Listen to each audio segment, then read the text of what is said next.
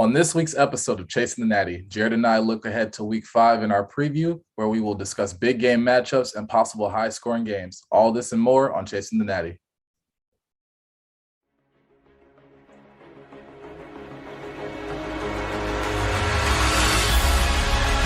Look downfield and circus, one-handed catch is made. Jones goes to the end zone. Oh, what a catch! Devontae Smith. Touchdown, Alabama. Watch out for Mr. Robinson. This kid is going to be special and is already flashing. This is Chasing the Natty, a college football fantasy podcast.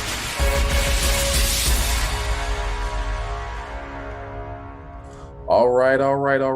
Good morning, good afternoon, good night. I hope you all enjoyed my Truman Show. I was going to say, have you been watching the Truman Show recently? I thought about it. I was like, oh man, that was a really good saying that he had. But back to Chasing the Natty. Yeah, it is our week 5 preview. We are excited to be back. I hope everybody enjoyed our week 4 recap. It has gone and went, and now we are moving on to a new week of college football. We have a lot of exciting games ahead of us, and a lot of good high-scoring games as well too. For all those fantasy players are going to put up big points.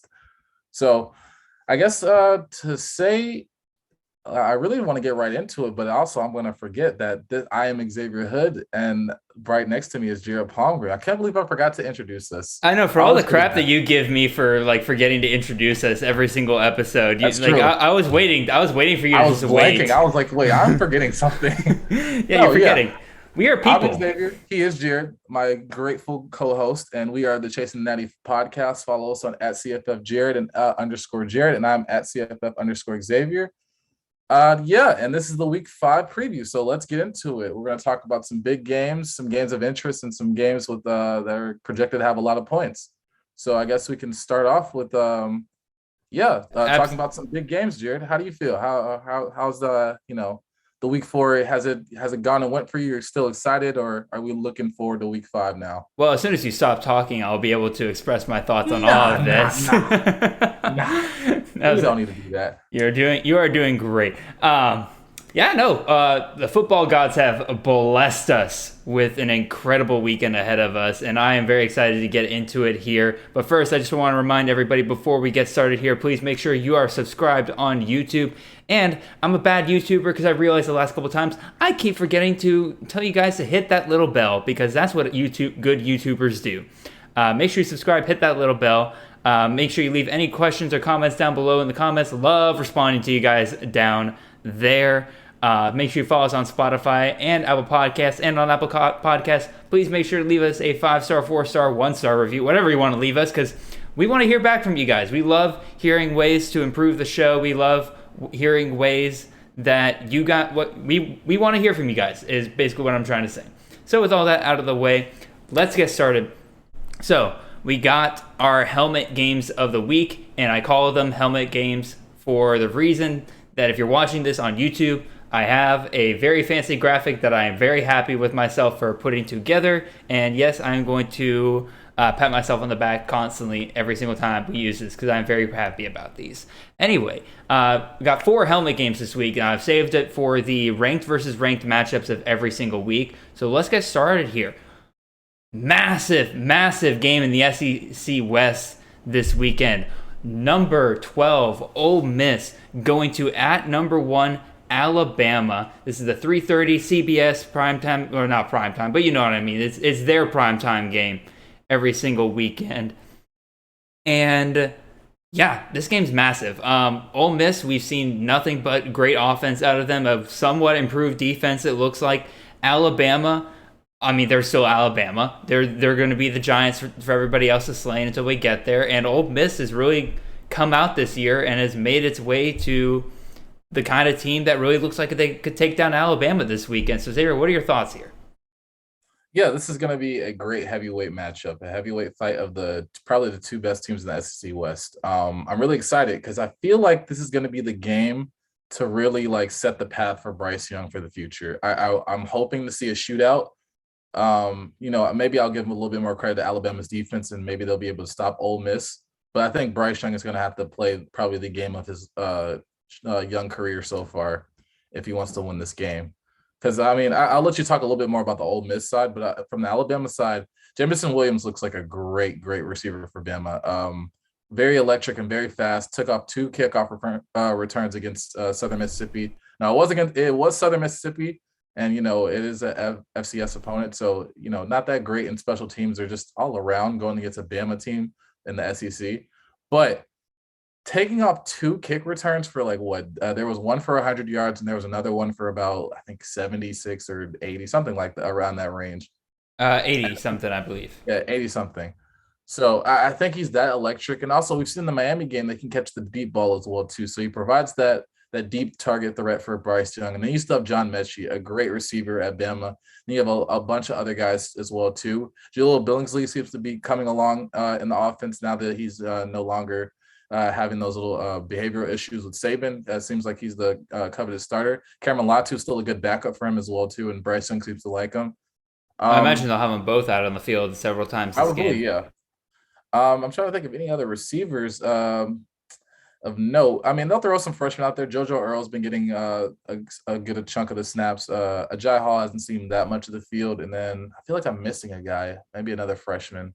We haven't seen much of Javon Baker this year. But let me get back to the running backs. Jace McClellan, I've loved what I've seen from him. This is the running back that I've been kind of hoping that would break out. Now, he hasn't outright, won the job. It's still Brian Robinson, RB1. But I think Jason McClellan is kind of pushing for that coveted Alabama starting running back job, whether it's either this year or next year, because he provides just so much versatility like a Najee Harris. He can catch out of the backfield, he can put him in the slot, and he can run through the trenches and between tackles. So I really like Alabama in this game. I guess we'll just have our picks after Jared. If you have some thoughts on the Ole Miss side, because there's so much to go through for that offense. Yeah, like I mentioned before in the teaser that I was kind of laying out the game for, Ole Miss's offense looks like one of the best offenses in the country, and that starts with their head coach, Lane Kiffin, who is the play caller for them. Took Matt Corral from what I honestly thought was going to be an absolute afterthought. Once Kiffin arrived there, I thought Kiffin would go for a guy like John Rice Plumlee, especially with his rushing ability. I thought that he would be the guy, and he's absolutely turned Matt Corral into, let's be honest, a Heisman contender for this year. This offense is really, really difficult to stop it. It really starts with so many of their weapons on the outside of the perimeter. Dontario Drummond, Jonathan Mingo are kind of your 2 main guys at wide receiver for Ole Miss this year. Braylon Sanders, of course, could pop off at any time. This is an offense that can feed many, many different receivers any given week because they score just that much. And that doesn't even begin to talk about the guys that they kind of throw in and out there at the slot. You got John Rice Plumlee, who has been getting snaps at the slot position. Jarian Ealy, their running back, has been getting looks at the slot position. You got a ton of weapons out wide, and then again we go to that backfield. Jarian Ealy, probably the main guy there, but Henry Parrish has really begun to make a name for himself this year. Snoop Connor's always back there to make sure that he'll knock a cornerback 5 yards down into the end zone. This is a team that's just loaded, and I mean loaded at weapons. Probably the only thing I haven't seen a ton out of for them this year is their tight end group, but that's mostly because Casey Kelly's just been injured the entire way, and I guarantee you if he was out there, he'd be getting a ton of work. So, yeah, looking at this again, this offense looks unstoppable going into this game, and Vegas believes it's going to be a high-scoring game. If this wasn't such a massive matchup, this would absolutely be on our over-unders of 65 or greater. The over-under in this game is 78. 78. That is a massive over-under for an SEC game. You would like that used to be like what the Big 12 matchups used to be. They ain't that anymore, I can tell you that. Actually, I'm looking. I think only one Big 12 game this week has an over-under greater than 65. My how the world has changed. But anyway, Ole Miss. I have to say, or do we want to move on to like what we think is going to happen in this game, or you know what? I'll let you discuss about what you think is going to happen. I honestly don't know. I'm ready to make a pick of who I think is going to win, but I don't know how that game's going to play out. All right, so here's how I'm thinking about this game. A lot of people are going to be on Ole Miss for this game. I don't think a lot of people are going to call the upset, but the spread currently, at least the last I checked, was 15 points. A lot of people are going to expect this game to be a lot closer to 15 points. But honestly, I don't know why people are surprised that the spread's 15 points. This is still Bama we're talking about, y'all. This is still one of the better defenses in the country, still one of the better offenses in the country, even though they've had their slow moments this year. Like, it's still Bama at the end of the day. If this was at Ole Miss, I would absolutely be leaning closer to maybe picking Ole Miss for the upset. But even still, I've learned over the past several, honestly, can we just say decades at this point? Because that's how long it feels like Bama's been just at the top of the sport. It's getting close. You don't bet against Bama. I'm picking Bama to win this game. I have no clue whether or not they'll cover or not, but I'm not, like, a lot of people think it's just a foregone conclusion that this game's going to be close to the 2 touchdowns. I don't think so at all. I think Bama, especially if they can force turnovers early from Matt Corral, get him shaken up a bit. He's shown in the past that once he makes 1 or 2 mistakes like that, he can be absolutely thrown into a tailspin. Bama can easily cover in that scenario. So I'm picking Bama here. Yeah, I'm going to pick them as well. I think, like you said, their defense is still one of the best defenses in the country. Honestly, probably one of the more consistent ones. It's really only been like Georgia and Bama. And I'll put Arkansas in there. I'll talk about Arkansas later in our next big game because they've been a good defense this year so far too. But for the elite defenses of college football, it's just really been Georgia and Bama. But I will give Ole Miss credit. I think, I'll say the Bama pass rush might be, a little bit better than the Ole Miss O-line, and they may get to Matt Corral a little bit quicker than he's usually been accustomed to so far this season, because so far he's only played Louisville. I think the other one was an FCS opponent, and then I'm blanking on who else they played, but it wasn't that memorable. Tulane, which, wasn't a bad team. It's just, I don't know. I can't get a read on college football this year. Tulane, I'm going to say Tulane's a good team for the now. They had a close game with Oklahoma, but Oklahoma doesn't look that good. So can I really get a good gauge? I don't know. But for the time being, they beat a decent Tulane team, and they look great. The offense looks what in Lane Kiffin has envisioned so far. So I think they will be able to put up points. But I don't think it's going to be enough to where I think Bama's defense will get 1 or 2 more stops to be able to say, hey, you didn't have enough touchdowns, because Bryce Young in that backfield and those weapons at receiver are just going to score probably more consistently than you. And again, I think we don't have a good read on this Ole Miss defense yet, because they shut down Louisville's offense week 1, but we don't know how much that has to do with just Louisville being inept that first week. Because if you watch the film on that game, Louisville's offense did not look good at all, regardless of who they were playing against. But now Louisville's put it together since then. So a lot of people then assume that Ole Miss's defense is pretty good because they're able to shut that down. But even still, I feel like Louisville's offense is just it's nothing too complex. Like I feel like everybody knows that Malik Cunningham is going to run the football probably at the same rate as the running back at as Jalen Mitchell.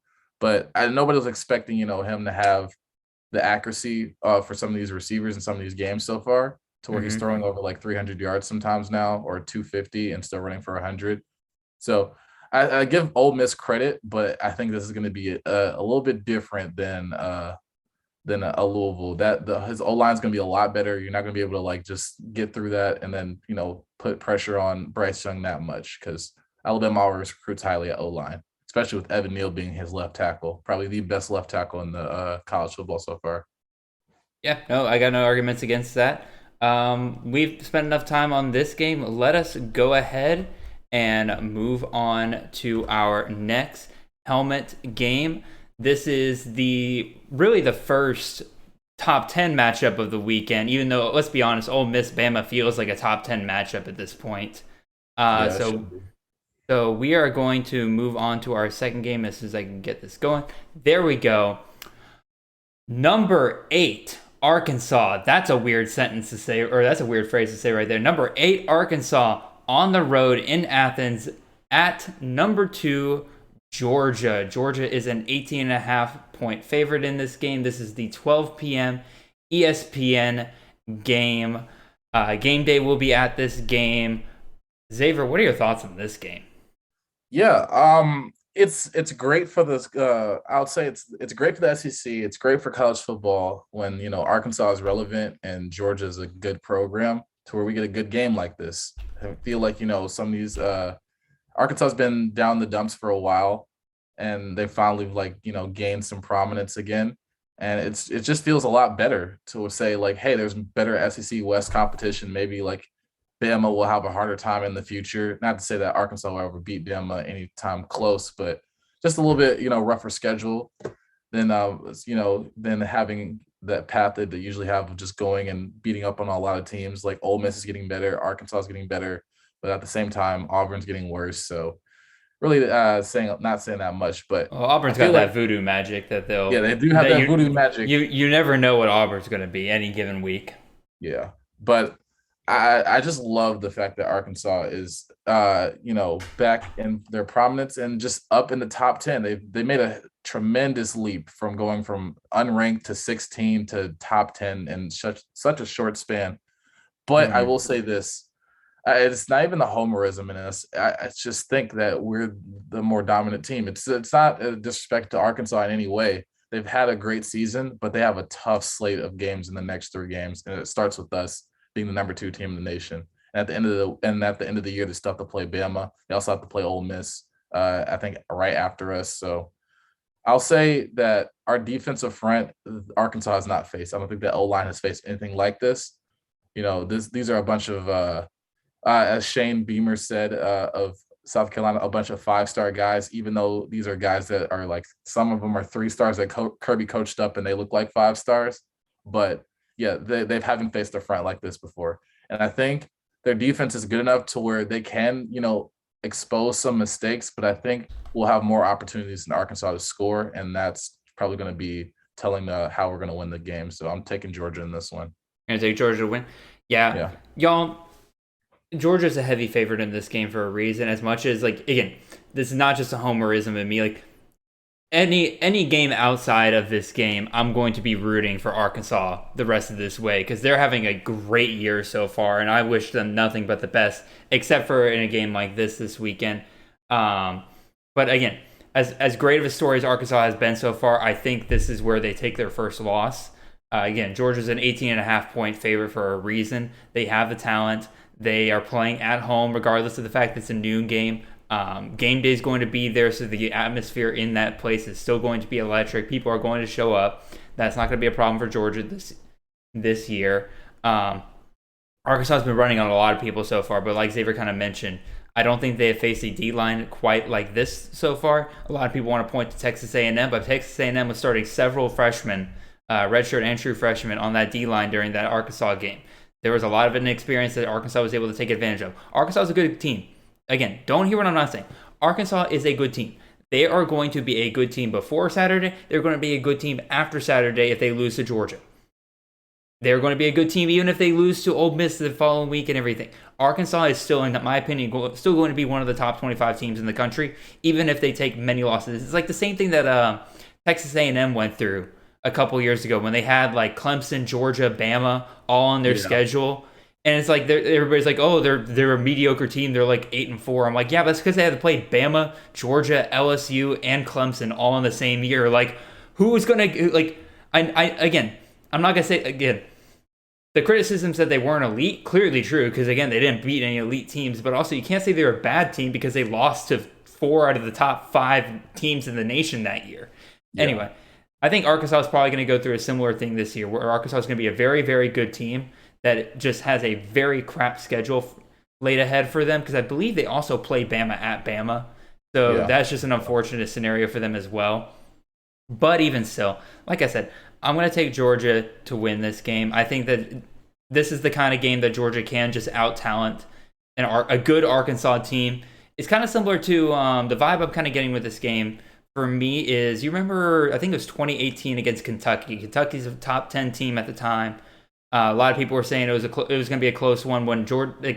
This was actually at Kentucky. A lot of people were saying like, oh, never know, Kentucky could upset Georgia here.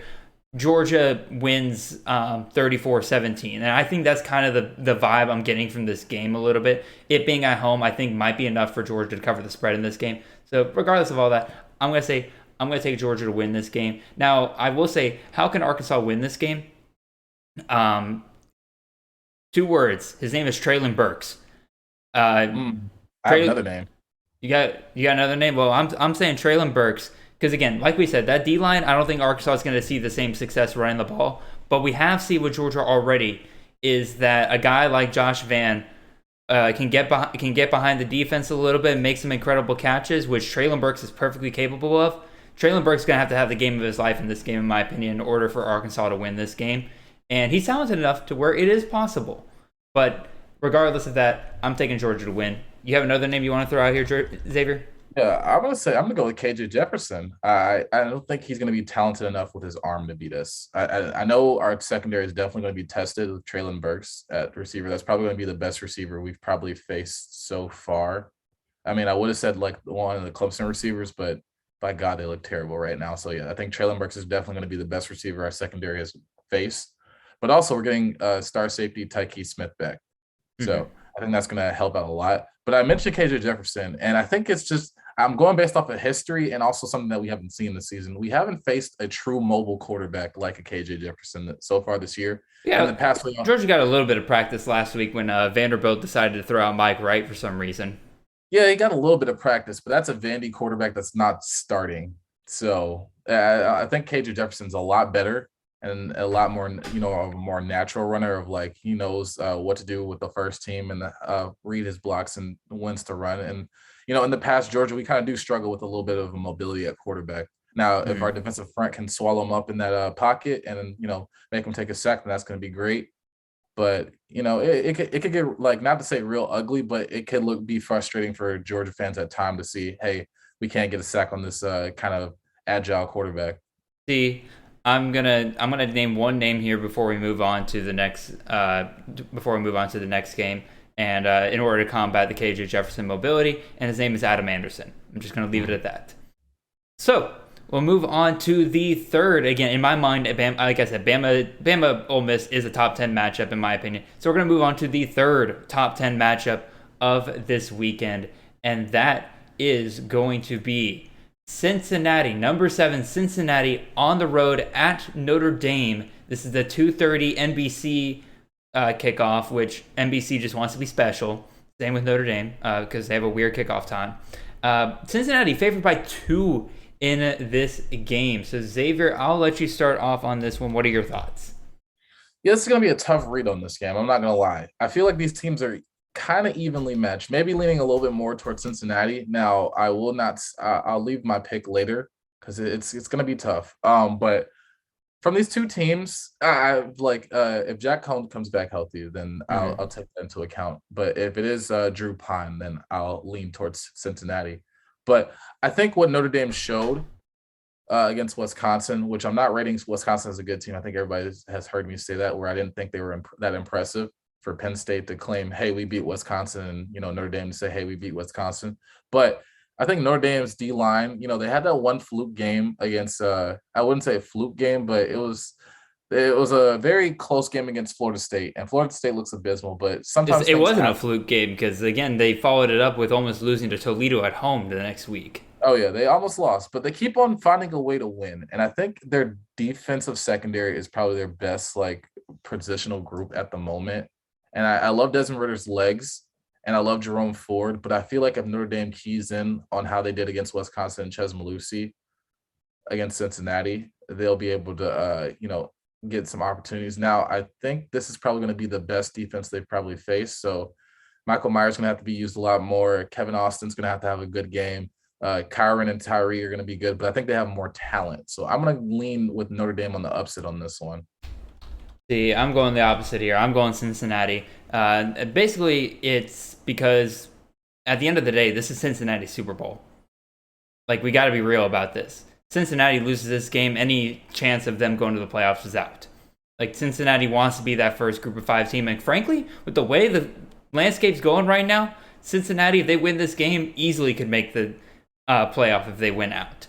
But they have to prove it here with Notre Dame. This is a game that they have been preparing for all offseason, all season so far. I guarantee you this has been one that they've had circled for basically since they didn't make the playoff last year. They said, all right, we got a chance next year. We're going up against Notre Dame at Notre Dame. And again, breaking down some of these positional groups like you're kind of saying, Xavier, I agree with you. Best unit maybe on this field is probably going to be the Notre Dame secondary, but that's not Cincinnati's strength. It's Desmond Ridder and Jerome Ford. their legs are going to drive this offense for the majority of this game. If Notre Dame does key on on that, well, it's a good thing that Desmond Ritter's not Graham Mertz, and they got plenty of decent options at receiver in Michael Young, Alex Pierce, Josh Wiley as well. They got some tight end play going on in there. Leonard Taylor is a tight end for Cincinnati that's kind of shown up a couple times. I believe that Cincinnati is absolutely a team that is talented enough and really just has enough drive in this game in order to easily pull off the upset here at home at Notre Dame. Yeah, pretty much. Again, I'm believing in Cincinnati to come into Notre Dame. They have the better drive for this game. I'm going to take them to win. Okay. So, if you have nothing else you want to say about that, we can move on to the other top 10 game. Other top 10 game. Other top 10 game. What am I saying? I was like, we have another one? Nah. No, we have one more top 25 matchup. And two new teams to the top 25, but they're both in the top 25, so we're going to talk about this game. This is Baylor, number 21 Baylor, on the road at number 19 Oklahoma State. Oklahoma State favored by 4 in this game. This is the 7 p.m. ESPN2 kickoff game. So, Xavier, I think you've had all the starting discussions, so I'm going to take this one. And like I said, Baylor coming off a massive upset over Iowa State last week. Iowa State predicted by many, including myself, to make the Big 12 championship this upcoming year. I predicted them to win in the Big 12 championship. Clearly, that's not looking like it's going to happen so far, unless Iowa State turns things around massively here soon. But even still, Baylor, great win for Dave Aranda in that program. We talked about it yesterday on the recap program. Now they got a chance to go and prove that they really do belong in the top 25. They're going on the road to Oklahoma State. Oklahoma State just coming off an upset of their own. They just beat Kansas State pretty convincingly, if I remember correctly. I think it was like 31-10 or something like that. Kansas State was absolutely favored in that game. Oklahoma State came in and they said, nope. We're gonna win here at home. And so we'll talk about some of the players involved in this game. Baylor, on the Baylor side, Jerry Bohannon really is kind of the main story there. Dual threat, I believe, redshirt freshman quarterback for them. His legs and his arm both have been able to keep this Baylor offense going for both of their game or all their games so far. He has been the main driving force through this offense, and that's why I recommended him in fantasy, because this entire offense flows through him. They got two good running backs behind him. They got Abram Smith and Tristan Ebner. I was about to say, I was about to blank. No, Tristan Ebner. They got two great running backs behind them. They got a good O-line play right now that is allowing them to run on a lot of these teams. But on the other side, you got Oklahoma State. Spencer Sanders continues to do Spencer Sanders things, which is be good, not great. And they got pretty good options at wide receiver. Tay Martin and Brendan Presley have both performed pretty well for Oklahoma State this year, giving them some options. And then it looks like Mike Gundy has really found his main running back for at least right now, while Desmond Jackson and LD Brown are injured. Jalen Warren has taken over that backfield and looks like they're going to be riding on him for the next couple of games, and it seems to be working for them. In terms of who I'm going to pick, I'm actually going to let Xavier express his thoughts on this game before I make my pick. Yeah, I'm going to go with Baylor on this one. I love the impressive win they came off of Iowa State.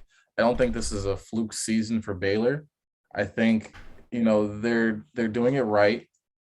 This season, in terms of where everybody counted them out, nobody really had them, rated highly, and they came in with the freshman quarterback, and they're shocking a lot of people in the Big 12. I think their two leading pass catchers are seniors, so they're guys with been in the program for a while that know how to play in the Big 12. And Oklahoma State, honestly just have not been that impressed. I guess the Kansas State win was pretty good, but Kansas State had really not played anybody of note. I mean, they beat Nevada, which was a good win the week before. But I just was more not impressed with Nevada and Carson Strong than I was more than Kansas State. I only like they didn't play Nevada. They played Boise State. Oh, they played Boise. That's right. And did they win that game? They did 21-0 or 21-20. Both of these teams are 4-0, by the way. Yeah, but I'm still gonna go with Baylor because I like what Bohannon is doing, and I like the running backs behind him and Bohannon's rushing ability as well too. I am actually going to disagree with you on this one. I'm going to go Oklahoma State. Part of the fact it's a home field advantage. I think a lot of Oklahoma State's players, or at least the fans and the players both kind of, I think for the most part, they kind of felt counted out for some reason, like this early on in the season. I don't think a lot of people are very impressed with them as a 4-0 team. I think Baylor's kind of the same way, don't get me wrong. But also, Oklahoma State doesn't have the marquee win over well, I guess Iowa State's not ranked anymore, but even still, Iowa State was number 14 when Baylor beat them. So a lot more eyeballs on that game. Oklahoma State beats Kansas State. I think it was like FS1 last week, so not a ton of eyeballs on there. I think they're feeling kind of counted out here. And I just like the experience more in Oklahoma State. Tame Martin and Brennan Bresley, two young guys at receiver, but also at the end of the day, I think the experience of Spencer Sanders, them playing at home, them going to have the crowd behind them. I'm going to take Oklahoma State to win this game. So, yeah. We'll just type that down real quick. And now, those are our 4 big matchups of the week. Now we're going to move on to some additional games that we're going to spend just a little bit more time on overall. So, like you see, additional games of interest if you are watching the YouTube product. If you are listening, I am just rambling here until we actually get to the games. So, first game of the week we have listed here is going to be number 5, Iowa at Maryland. Iowa favored by 3 points here. This is the Friday 8 p.m. FS1 game. So, Xavier, what are your thoughts on this game? Yeah, man, this is tough. I think this is definitely like after this last week of Iowa having a close game with Colorado State. There's a lot of questions going into like their top 5 and then their credibility for being top 5. And I think Maryland's having a great season so far. And even though they haven't beaten like the best of competitions, I like how Talia is playing and the receivers that he has in Terran Fleet Davis at running back. Now, I'm not saying maybe it's not enough to beat Iowa, but I think it's going to be a closer game. The game's only -3 for Iowa, so Vegas is predicting it's going to be a close game. But for a top 5 team going against unranked Maryland, the spread is really, really close. So I think Vegas knows that Maryland looks good and Iowa kind of looks weakened.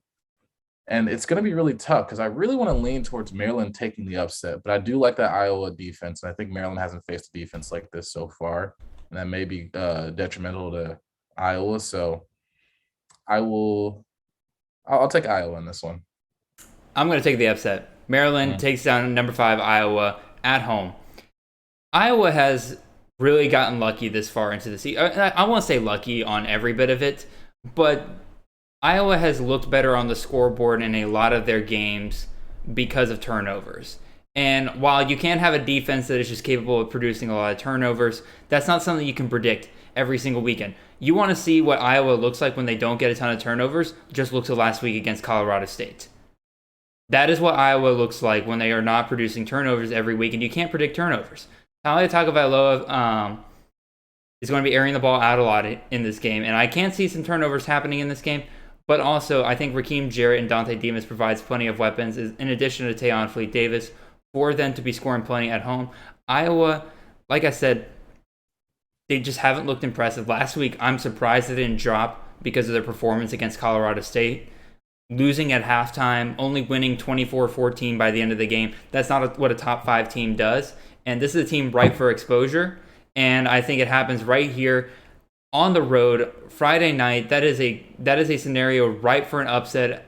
They just came off of a tiring game against Colorado State, which, again, like I said, that shouldn't have been a tiring game.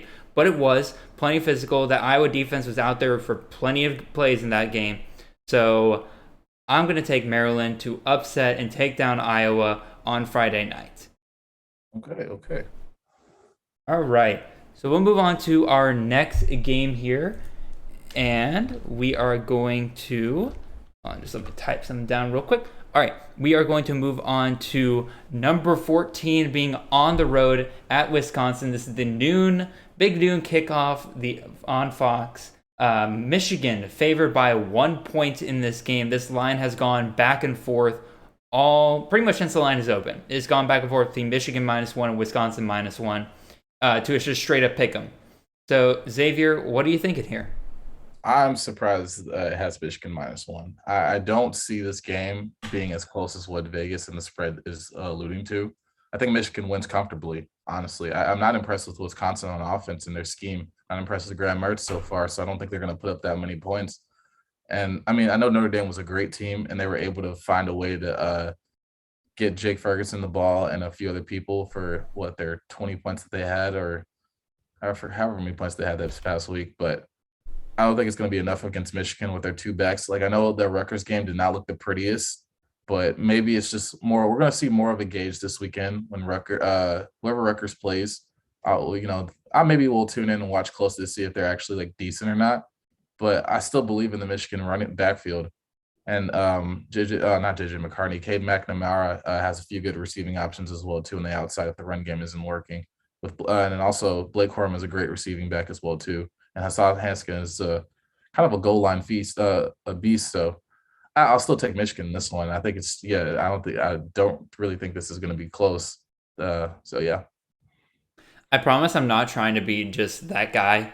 I don't know who I'm picking yet. I'm going to try to talk myself into both sides here. Oof. So let's look at, I don't know why I clicked that already. Let's go ahead and let me envision the way Wisconsin wins this game, since you're so convinced that Wisconsin doesn't have a chance in this game. And I'm going to give you a number, and I'll tell you what that number is in a second. And this number right here is the reason why I think Wisconsin could easily have a chance in this game, besides the fact that they're, at a home field advantage against a conference opponent. A rivalry at that. 9 rushing yards allowed by Notre Dame, a great rushing team. You're talking about shutting down Kyron Williams, who had 33 yards.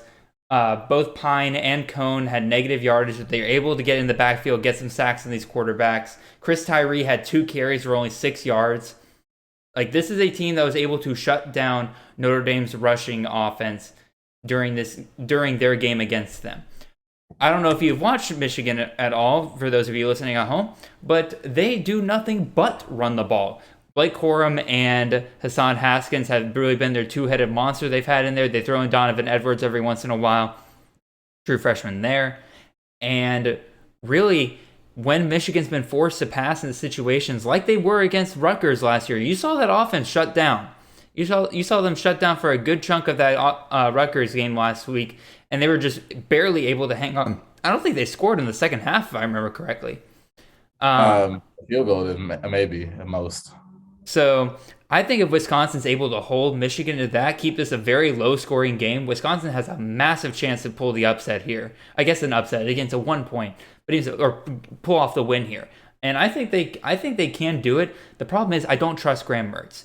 And if Michigan is able to shut down the run game like Notre Dame was last week against Wisconsin, because Wisconsin was only able to get 75 yards on the ground as well, I don't see Wisconsin winning that game.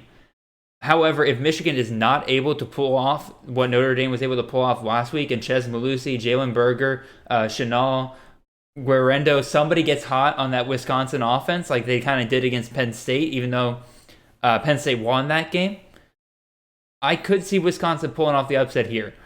However, the more and more I think about it again, Michigan's got a good defense, regardless of anything else.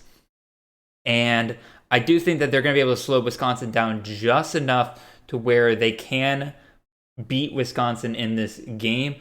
But I'm not with you, Xavier, in that I think Michigan wins this comfortably. I think Michigan wins this, and I think they win it by less than a touchdown. Ooh. So I guess that's technically also me just taking Michigan in the points, but also it's against 1 point. But anyway, I'm going to write down that I am taking, or that we are both taking Michigan, even though that for me it's a very soft commit to Michigan here.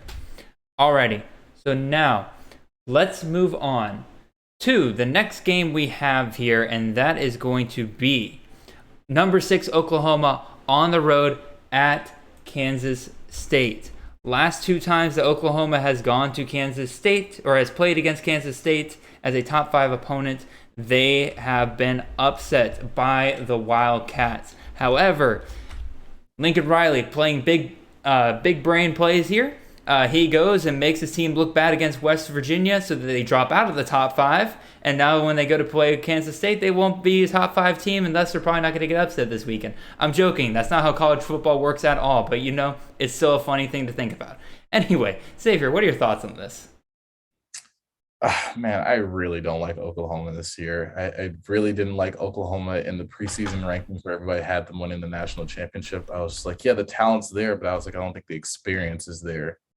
And I really don't want to discredit Kansas State. I have Oklahoma winning this. And I think it's just more of the talent gap between Oklahoma and Kansas State. I think Kansas State is they're good for their conference, the Big 12, and playing defense. But I think Oklahoma just beats them out on talent in terms of like one of those receivers can break off for a big play, or Eric Gray or Kennedy Brooks can break off for a big run. And I'm not saying that Deuce, I believe in Deuce Vaughn, and he's been great all season, I think, except for barring one game, and it wasn't even by that much. But I just think this is probably going to be too much for them to, try to outscore, especially with their starting quarterback hurt. So, yeah, I'm going to go Oklahoma on this one. I'm looking at it. The spread for this game is Oklahoma minus 10.5. I think that's too high. I think this is a close game once again for Oklahoma unless they can really get that offense going. And again, they're playing at Kansas State, so there is a travel factor to play in there, although it's one state over, so it's not a huge difference. So I do think that Oklahoma wins this game at the end of the day. Like I said, I think they just out-talent Kansas State more than anything else, but I don't.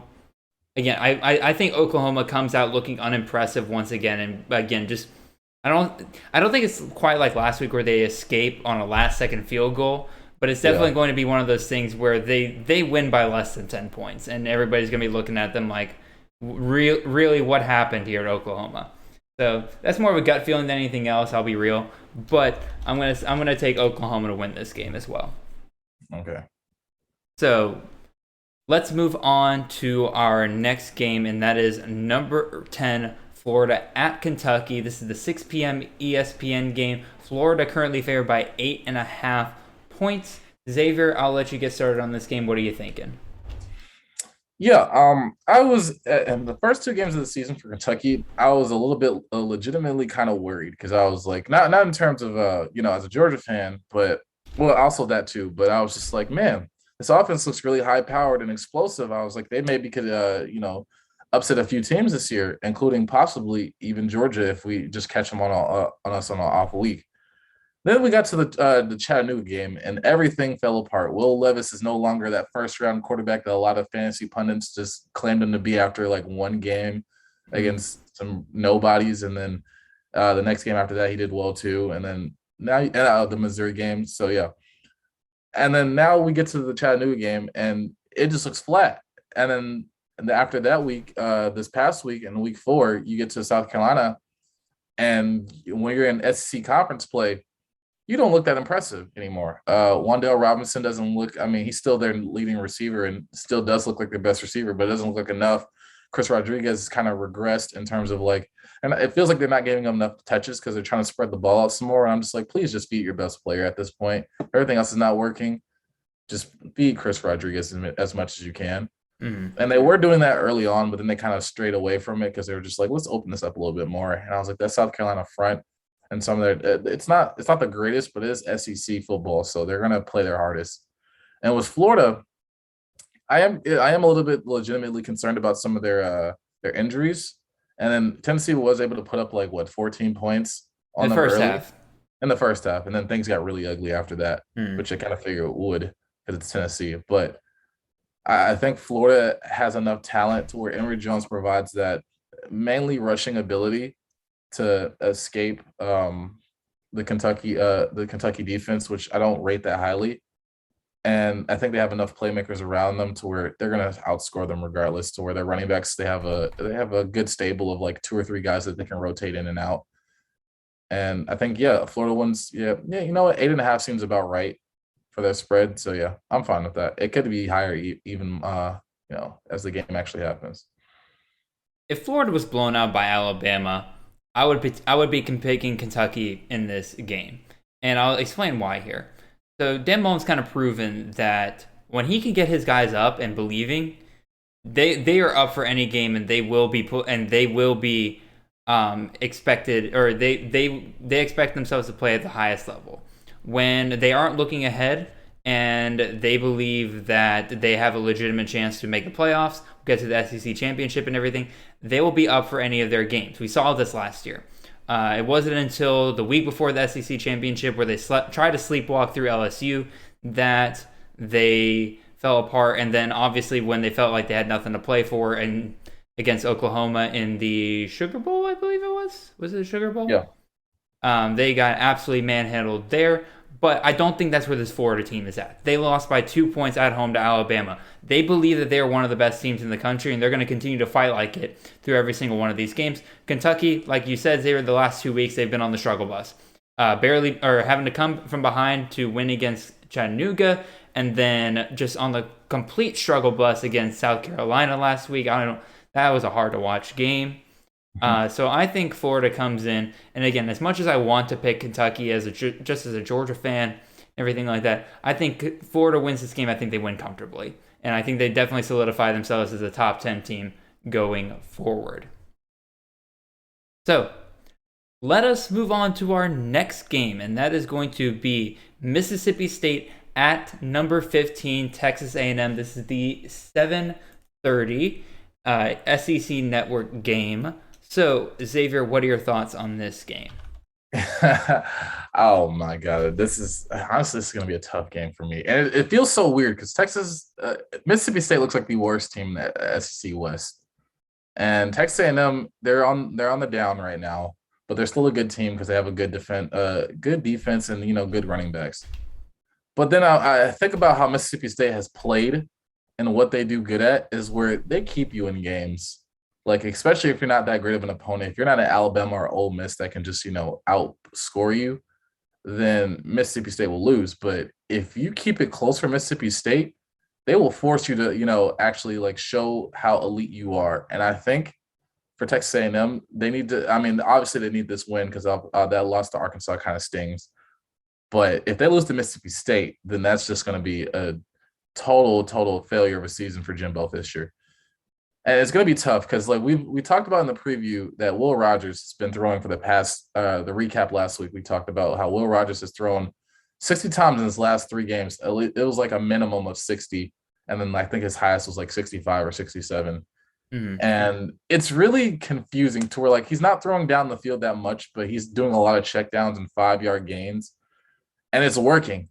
He has a lot of good receivers. None of them have broken out yet. I wish Jaden Wiley would, because he was that special guy, but then he had that MCL sprain early on in the offseason. Mm-hmm. So he has Austin Williams, Marshawn Polk, and Makai Polk. Why do you keep saying Marshawn Polk? I don't know why. This is the second episode in a row you've said that exact name. Makai Polk. Yeah. So, and then you have Jaquavius Marks, and then you have Dylan Johnson in the backfield, which are 2 decent backs in the SEC. So I think Texas A&M's defense is good enough to beat Mississippi State, but I just don't know if Jimbo Fisher is going to call a good game on offense to, put it away comfortably. Because if they keep it close, I might take Mississippi State in the upset. I forgot to write down the spread for this game. I'm gonna be real. So I don't know that off the top of my head. Let me see if I can pick that up real quick. I think I'm going to take Mississippi State in the upset. Oh, it feels weird to say, but I have a gut feeling that Mississippi State is going to catch Texas A&M while they're down right now. Yeah, like you said, this game hinges on Jimbo Fisher calling a good game for the most part, and I think that defense stepping up to play against his air raid offense, I think is going to help a lot. I can't see Mississippi State putting up more than 24 points in this game if I'm being real. I think A&M has too talented a defense for them to do that. The problem is then, do I expect Texas A&M to score enough points in order to do that? Well, they couldn't last week against Arkansas, but Arkansas has a much better defense than Mississippi State has. I think that if Jimbo Fisher realizes that he doesn't have the team due to injuries that he wanted to have this year, he has to change up the game plan a little bit and just relies on Isaiah Spiller, A-Chain, and really rely on those 2 guys along with Aniyah Smith in short passing yard situations, along with Jalen Weidermeyer. Basically the offense they had last year. I think they have a much better shot to win this game. And Jimbo is a championship coach. He's not a dummy by any stretch of the imagination. I think he makes some adjustments in this game, learns from his mistakes in the Arkansas game. I think they win pretty comfortably in this game against Mississippi State at home. And I will mention this, though. Mississippi State, in all the games that they're played, I don't think any team has rushed over 100 yards on them so far that they've played. Yes, but what are the teams that they've played? And none of them have been heavy rushing teams. You had Memphis with Brandon Thomas. Then you had NC State with Ricky Pearson and Zonovan Knight. And then Louisiana Tech, I'm not going to rave about, Marcus Williams. And then LSU, obviously they have nobody. But I think that Mississippi State defensive front, even last year against Georgia, they kind of stopped our run for a little bit. Now, I'm not saying they have the same players from last year, but I think Mississippi State has a few playmakers down there on that defensive line that can stop the run at a really good rate. So it might be a little bit tough for Texas A&M, but luckily they have a versatile backfield of Isaiah Spiller is your bell cow, and then Devin Achin is your speedster, but he's also getting a good amount of work. Yeah, I mean, you bring up a good point, so I'm not going to argue against it too much. But I feel like Texas A&M's too good, too talented of a team for a game like this to really catch them off guard. So I'm going to take Texas A&M to win this game, and I think right about a touchdown's pretty fair. Okay. All right, so we will move on to our next game here, and that is going to be Indiana at number 4 Penn State. This is the 7:30 p.m. ABC game. Penn State favored by 10.5 in this game. I'll kind of go on this one. I expect this to be an absolute blowout by Penn State.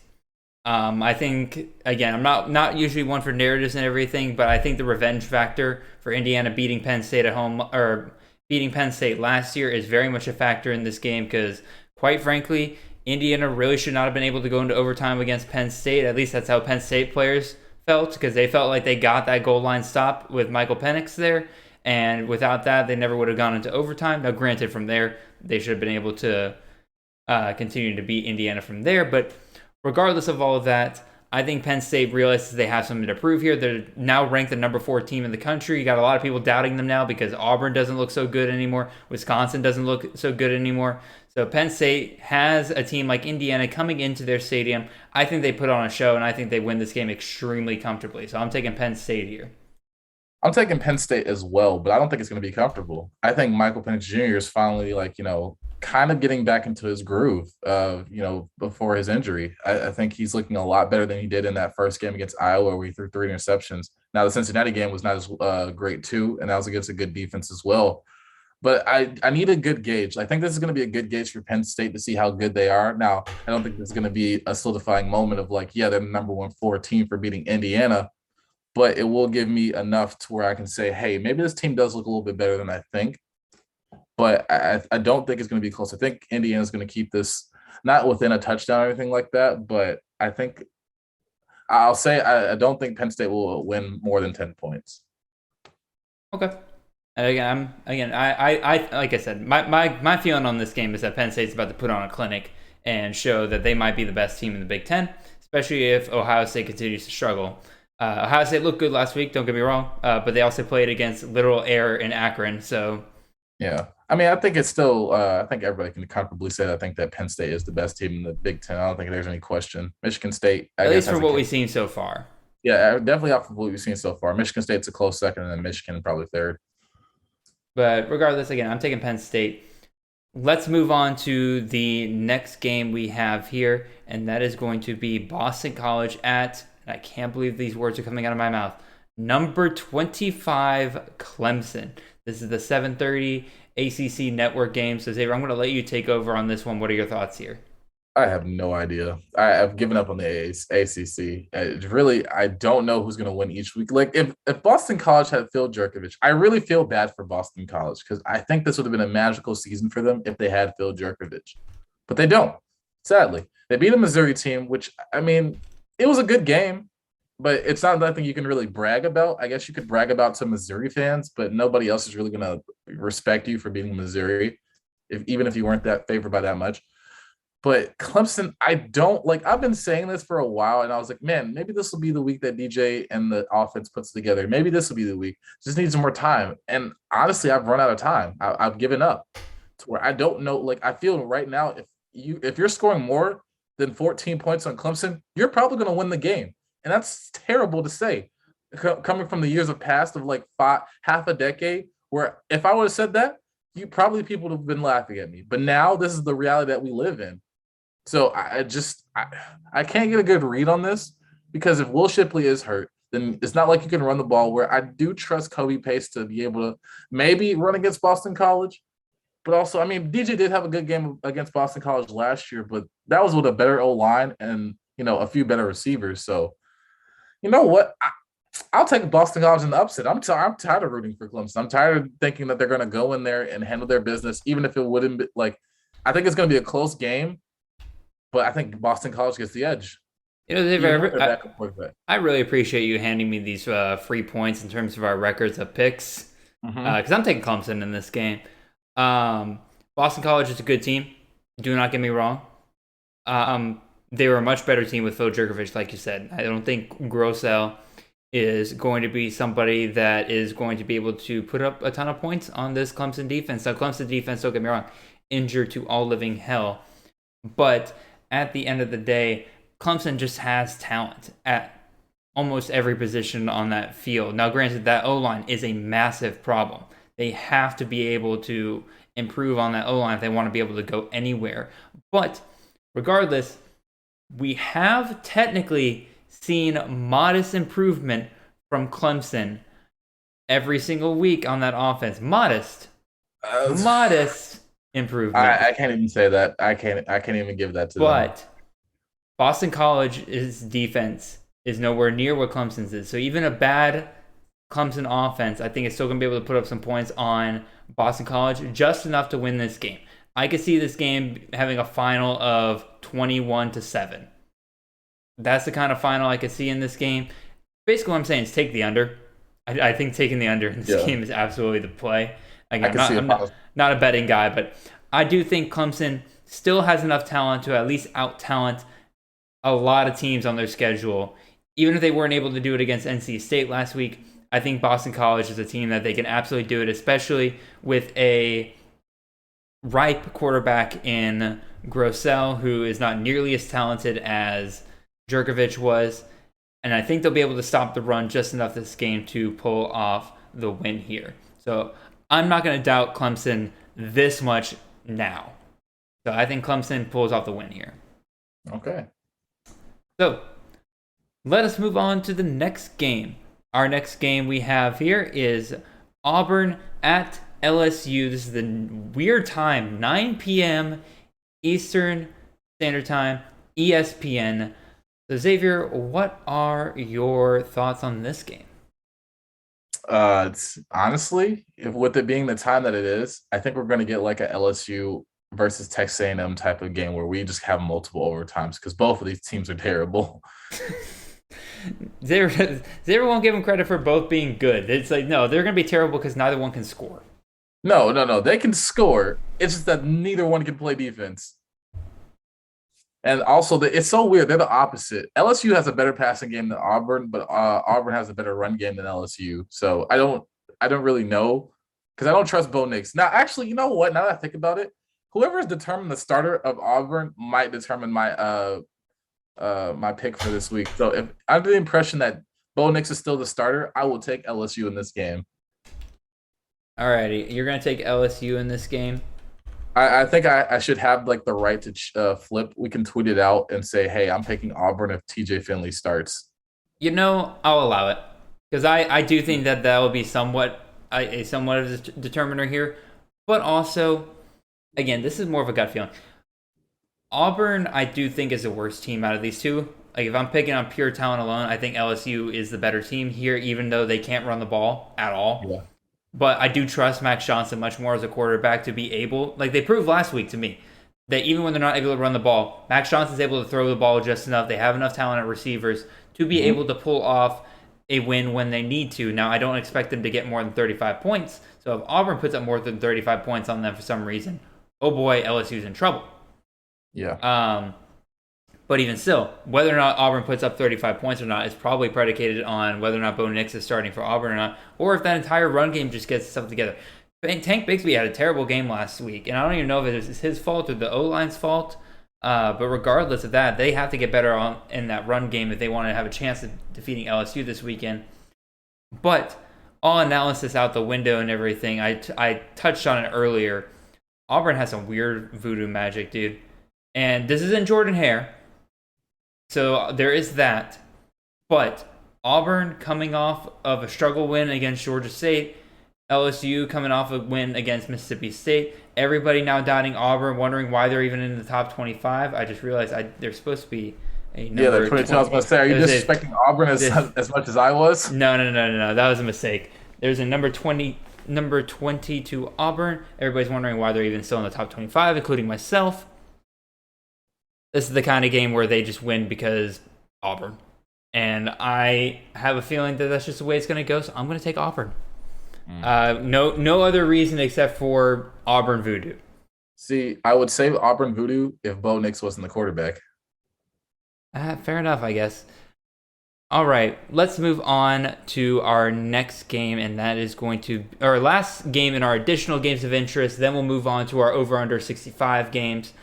We got Arizona State at number 20, UCLA. This is a 10:30 FS1 game. Xavier, you're a big Arizona State fan. You liked Arizona State coming into the season quite a bit. What are your thoughts on this game now? Yeah, I mean, Arizona State had a really good game against Colorado, a team that kind of shut down Texas A&M for a little while. And I mean, the first two wins were against very easy opponents. Then they lost to BYU, a really good team, a top 15 team, if I'm not mistaken. Actually, they might be top 20. I don't know. They might be top 15. You're gonna have to fact check me on that one. But they're coming off a good win against Colorado. Jaden Daniels had like 236 yards passing in the air, and I think he was their leading rusher, if I'm not mistaken. He was, and he had 2 touchdowns. UCLA has a similar quarterback in DTR where maybe his arm is not as impressive as Jaden Daniels, but his legs are just as impressive as well, too, maybe even better. And then you have a great backfield of Zach Charbonnet and Britton Brown, and great wide receivers with Kyle Phillips and a great tight end with Greg Dulcich. But it's the Pac-12, so I just never know who's going to win and who's going to lose. Like, the only consistent Pac-12 team I can say so far is Oregon, and I don't even know if they're going to I have high expectations for them being number 3. And don't let your friend hear you that. Yeah, I know. I have high expectations where they should win out and make it to the playoffs by being undefeated.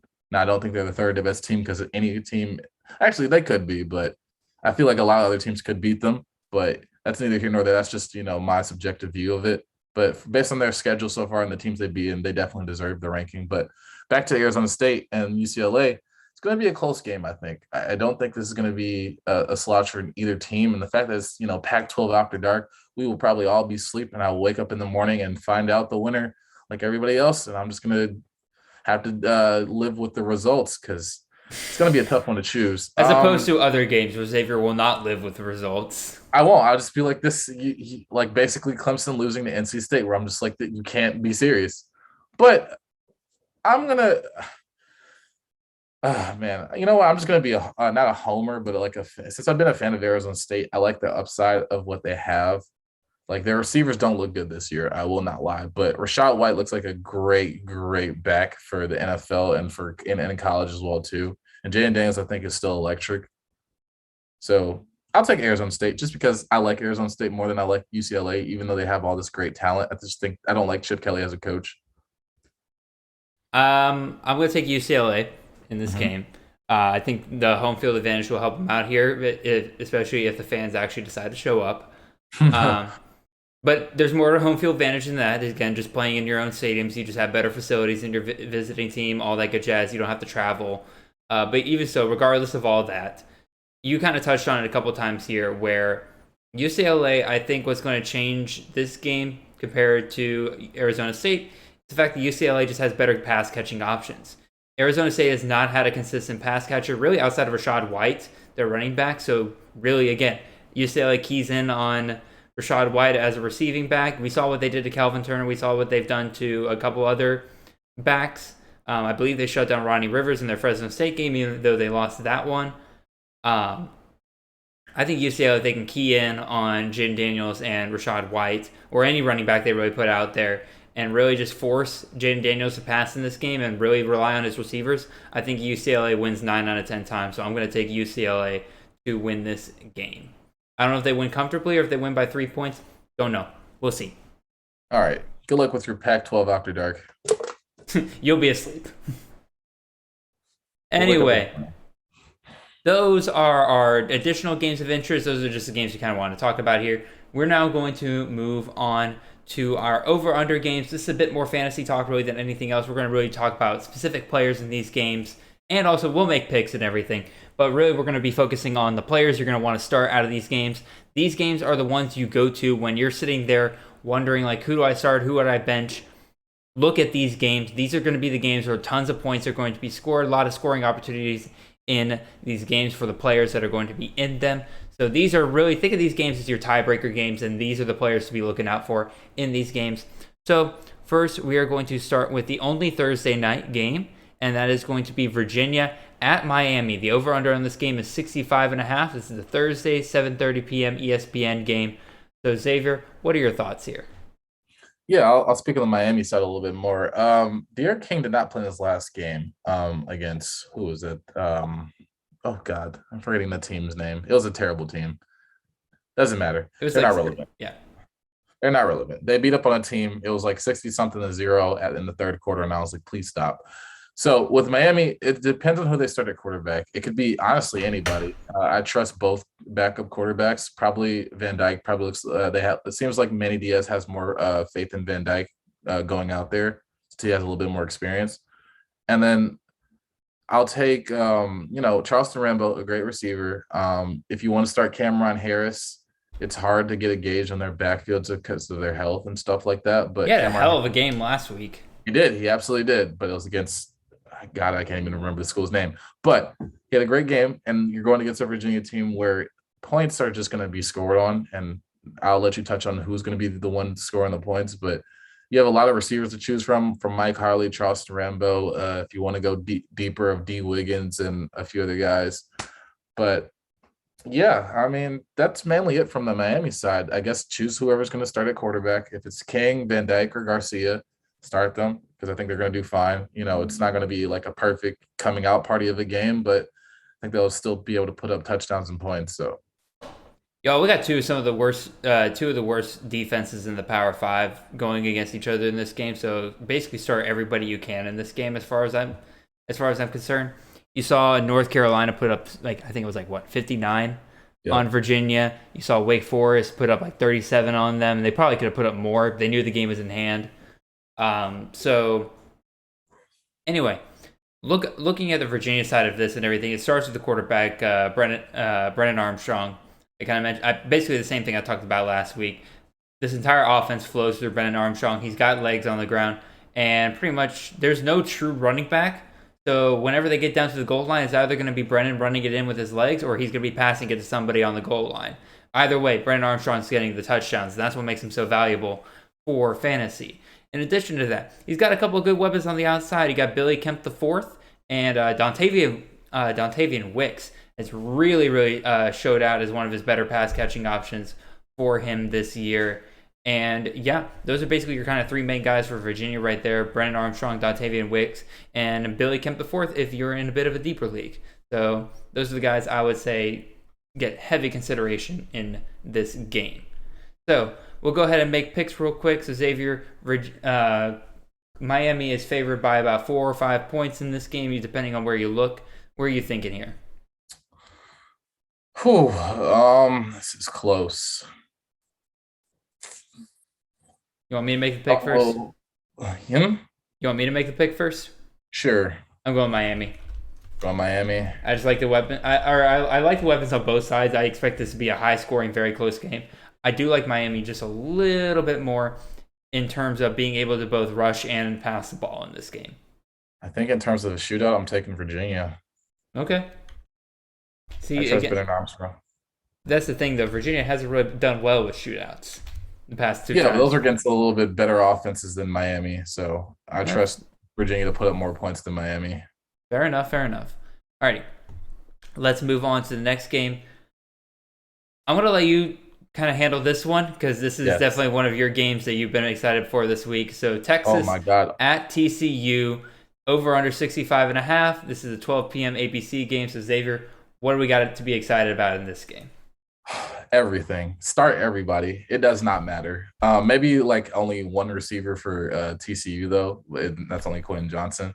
But speaking of Texas, Casey Thompson has taken over the starting job, and he looked great against Texas Tech. I think TCU was a little bit better than Texas Tech, but it's not by that much.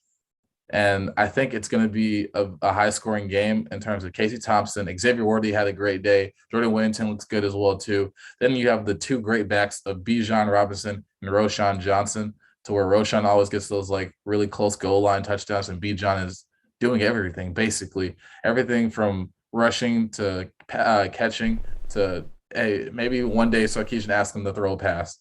It's just, what can't Bijan Robinson do? But as I named all the main offensive players in that game, I'm trying to think if I forget anything. I have Whittington, Worthy. Oh, Joshua Moore. He might get a little bit more involvement in this game. So you just never know, because Casey Thompson did have 5 touchdowns, even though 3 of them were to Worthy. I think maybe the ball would be spread a little bit more unless Xavier Worthy just completely just dominates as a number 1 receiver. Now, speaking on the TCU side, I think as much as I've given praise to Bijan Robinson, I think there is a close guy next to him in terms of the talent, and that's Zach Evans for TCU running back. They have similar skill sets to where Zach Evans is a great runner between the tackles, but against SMU, he showed a great pass catching game. I knew he could catch out the backfield, but not at this type of rate, to where I think he had about maybe 3 to 5 receptions, and they were for 72 yards and had a touchdown in the air and on the ground. So it was just a great day for him overall. Max Duggan is a guy that also is a great rusher at QB, and also, can put up a lot of points in the air through the air as well too. And I mentioned his wide receiver Quentin Johnson. A lot of people have a lot of hope for him. Mm-hmm. Don't think he's really exploded yet so far this season, but Texas is definitely the team you could do it against. Yeah, Quentin Johnson's got a lot of unrealized fantasy production. I believe I saw it was Chris Moxley over at C2C. He put out a tweet earlier today that was talking about how just for all the targets that Quentin's been getting, as soon as they click with him and Duggan, he's going to go off. Because I think he's been getting double-digit targets every game. It's just for some reason he and Duggan have been off in their timing. So as soon as they get that figured out, he'll probably go off sooner rather than later, and it easily could be in this weekend's Absolutely. Game against Texas. You covered basically almost everybody, so I think I'm just going to move on to my pick here. Texas had a real problem with TCU past decade. I can't remember the exact record off the top of my head, but let's just say over the past 10 years, I believe TCU has been looking at a winning record against Texas. Texas just has a really weird problem going against TCU. They're at TCU this year. It ain't happening this year. Texas wins. Yeah, I'm with you there too.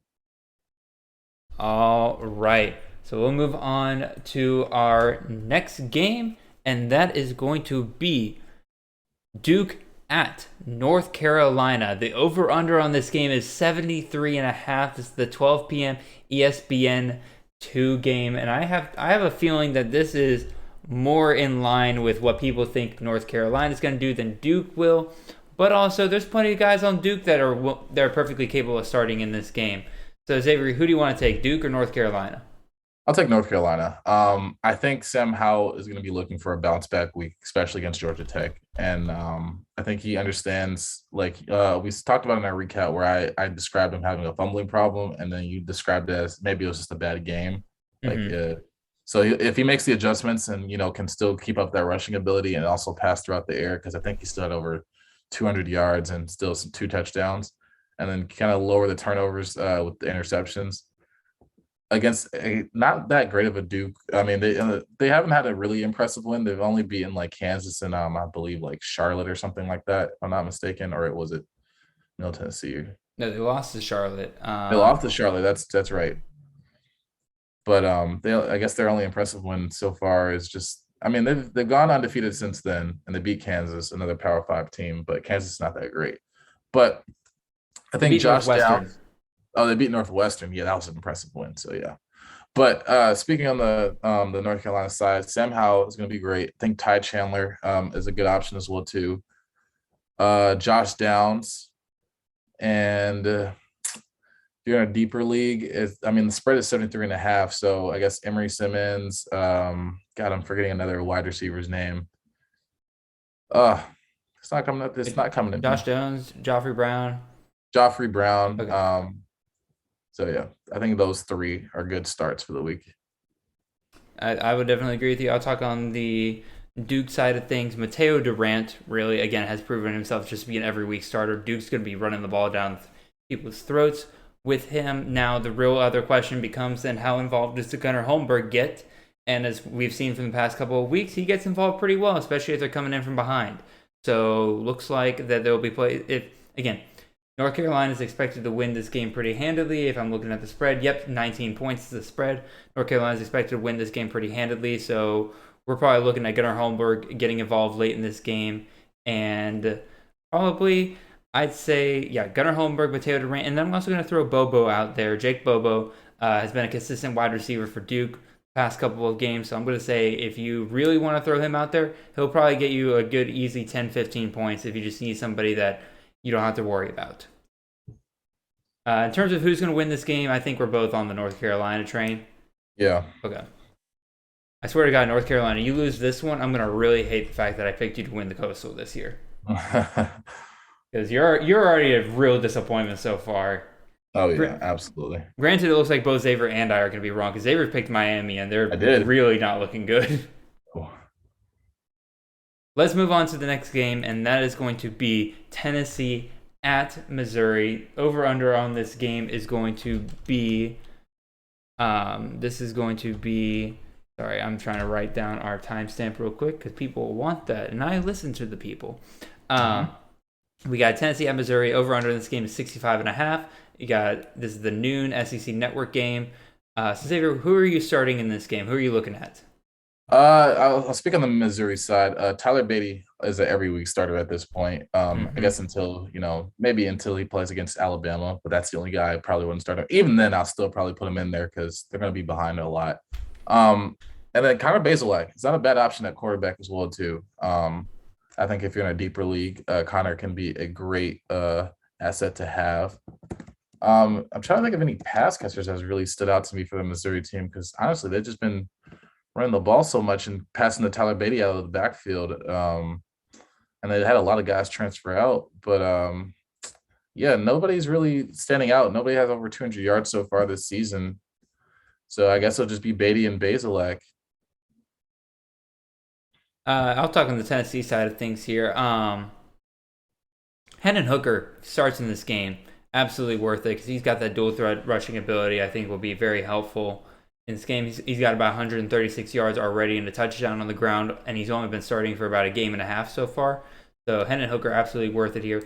Tyon Evans and Jabari Small I think are both worth it in this game.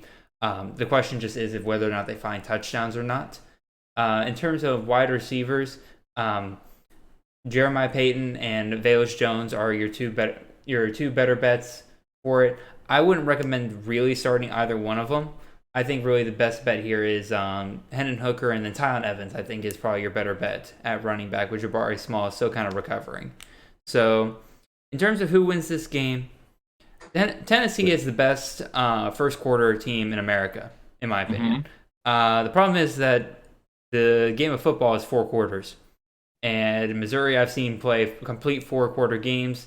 And so I'm going to take Missouri in this. Oh, thank God. I thought you were going to believe in the hypo offense again. Oh, God, no. I believe in the hypo offense in the first 15 minutes of the game. After that... Did you write me down for Tennessee? Don't do that. Oh, shoot. I don't know why I did that. Do not do that. I am picking Mizzou. All righty.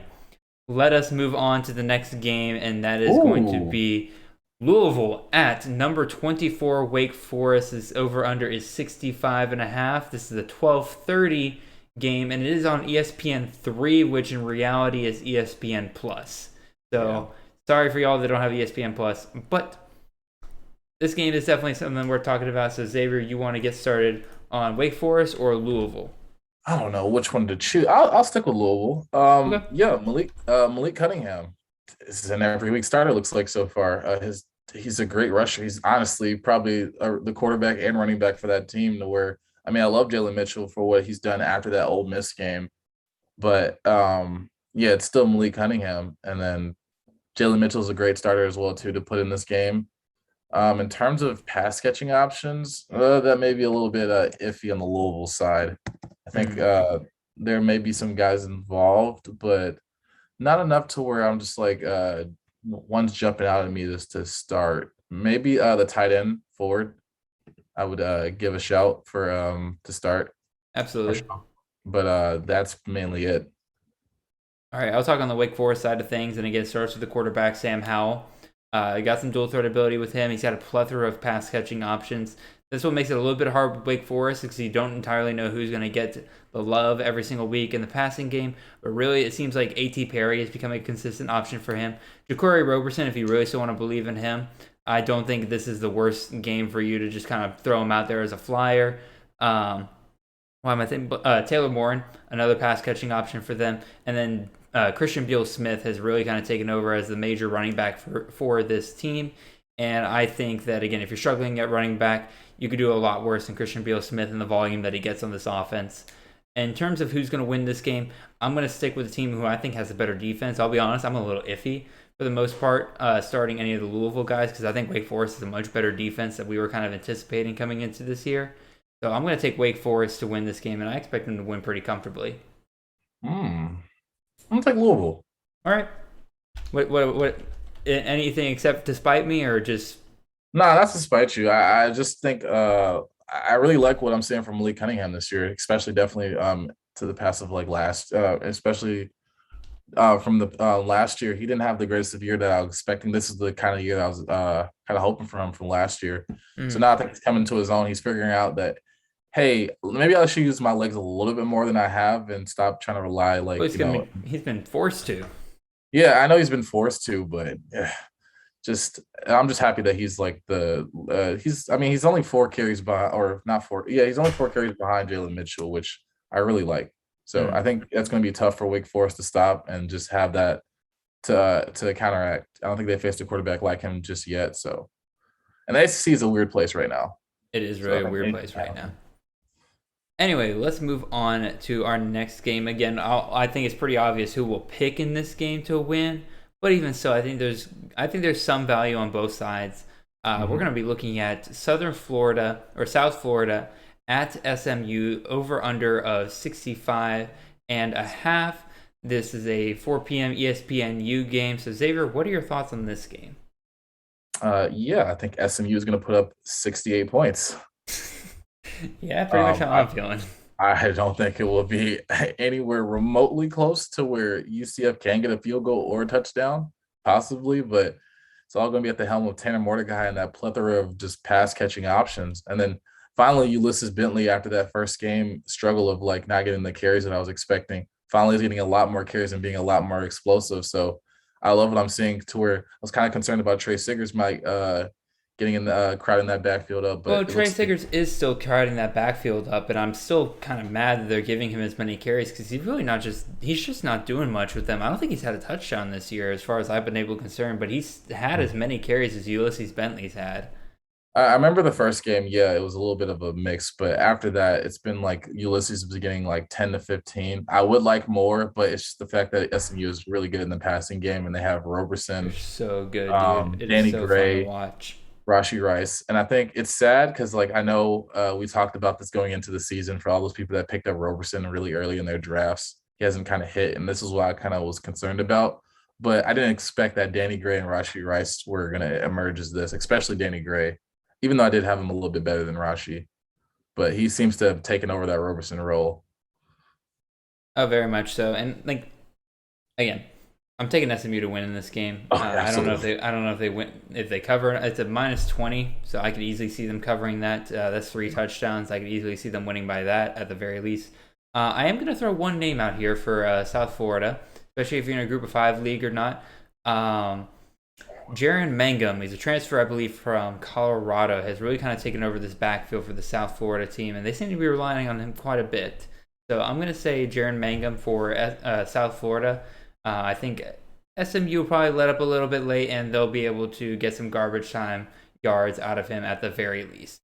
So that is it for that game. Let us move on to our final game for fantasy reasons. Games over 65 over unders, and that is going to be Marshall at Middle Tennessee State University. The over-under on this game is 65.5. This is a 7 p.m. game, but it is not on any channels. So, Xavier, you want to take MTSU or you want to take Marshall? I'll take Marshall. Grant Wells had a great freshman year, and he's continuing his I'm not to say dominance, but he's continuing the trend of him, being able to win a lot of these games, and he has a great backfield behind him with Rashid Ali. So I think those are two names you can definitely start. In terms of their receiving options, I feel like I'm forgetting a name. Dubose? No. Nah. Maybe I think Dubose is on that team. No, Xavier Gaines definitely is somebody you got to talk about. Oh yeah, absolutely. I don't know why I always think Xavier Gaines. Like I always see his name and I was just like, I feel like you've been at Marshall forever. So I feel like he's always graduated. But yeah, absolutely Xavier Gaines, a great tight end. So Corey Gamage. Yeah, that's right. Yeah. So Corey Gamage. Yeah, Gamage is another great tight end. But yeah, wide receiver, absolutely wide receiver. I'm not tight end. Well, yeah, I'm thinking. Yeah, because Xavier Gaines catches some passes too. I keep on thinking he is a wide receiver or tight end, whatever. There's some good repertoire between Grant Wells and Gamage. So Gamage is definitely a play. In terms of on the MTSU side, Chase Cunningham, really the name here to know. And that's mostly to do with the fact that he hasn't had a good season so far because he's been playing out of conference games. But we've seen with guys like Asher O'Hara in the past and everything, once they get into that conference play of CUSA play, oh boy, dual threat guys in these kind of conferences can thrive. So I think Chase Cunningham's absolutely a play for MTSU for this upcoming week. And then Jaron Pierce and Yusuf Terry, I believe, are two wide receivers on this team I think you could really get some work out of. And I can't really think of any running backs off the top of my head. But those three guys really. Cunningham, you got Yusuf, and you got Yusuf Ali, I believe, not Yusuf Terry. I think Yusuf Terry is a different team. And then you got Jaron Pierce. So I think those are three guys you can absolutely start from MTSU in this game. So with that, those are our over under 65 points. Those are games, again, that you need to be looking at for guys who are likely to be just put into good scoring situations in those games.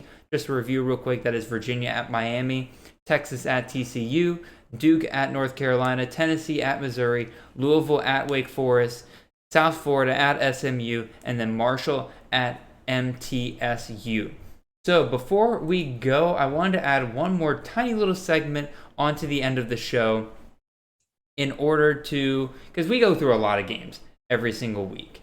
And, oh, by the way, Xavier, I forgot to mention, Marshall or MTSU, who are you taking? Oh, Marshall. Same, Marshall. Bet on Marshall. Actually, don't. I just realized we're not a betting show. Don't follow that advice. Anyway, so I wanted to do a little segment where, again, we cover a lot of games, but there's a lot of games that Xavier and I want to talk about that we don't really get to talk about. So I want to include like one off the radar game that Xavier and I each are going to pick one game that we're going to kind of hype up and just try to convince everybody to watch that game somehow this weekend. So Xavier, you want me to go first? Or you want to go first? I'll go first. Sounds good. I chose Nevada at Boise State. Boise State is favored by 6.5. I think if Carson's strong and that offense gets to clicking, now it is sad that Elijah Cooks. So we just got the news today that he is out. I don't know if it's for the year. I think it was an ACL. Out for the year. Yeah, out for the year. So it's sad. God, I forget it's not an ACL tear, but he tore something else. I forget. Oh, it was like fragments in his LaFranc or something. Like I'm blanking. I'm sorry.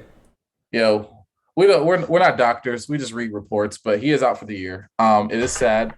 But that's football. Next man up. But you still have Romeo Dubs, and then you have Horton. Why am I thinking? Is it Horton? Yeah, Torrey Horton. A great receiver as well too. And then you have Cole Turner. He's not is going to spell well for Cole Turner. I mean, he's going to get more targets and, maybe live up to the tight end one designation that everybody had him in the preseason. Mm-hmm. And if Carson Strong, like I said, can put it together, because he had a terrible showing at Kansas State a few weeks ago. Mm-hmm. Or was that? Yeah. That was Kansas State. Yeah, Kansas State. So hopefully he can bounce back from that. And Boise looks great too, with Buckmeyer and Khalil Shakir and George Holani. Mm-hmm. So I think this game is going to be a lot closer than people think. And Boise did shut out Utah State. No, they got a field goal. They did get a field goal, but I don't think they're going to be able to stop the Nevada offense. Where Utah was only just like, yeah, if you could just stop Logan Bonner, then you kind of win the game. I think Carson Strong's good enough to air the ball out and make some good throws. Yeah, no, I'm excited about that game. And then the game I'm going to hype up here is Western Kentucky at Michigan. Y'all, if you have not taken the time to watch a Western Kentucky game, that offense is a thing of beauty. You want to see just an entire offensive unit just completely in sync every single play. Guys running their routes almost as crisp as you can. And you got a distributor in Bailey Zapp who just knows exactly where he's going to throw the ball every single time. It is a thing of beauty to watch. Watch a Western Kentucky game at least once this year if you haven't already. And you got a perfect opportunity with them playing at Michigan State. Michigan State undefeated so far this season, one of the hottest teams in college football.